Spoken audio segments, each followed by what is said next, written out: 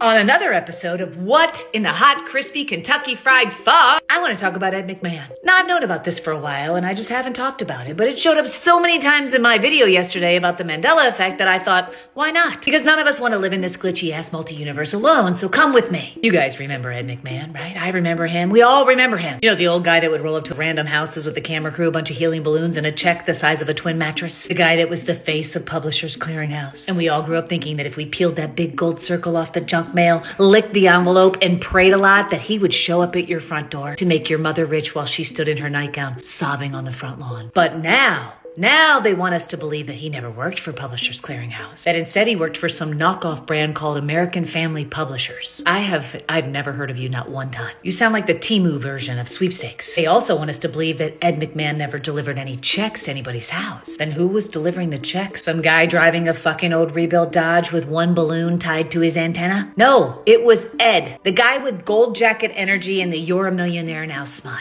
I can't even go and ask Ed because he's dead.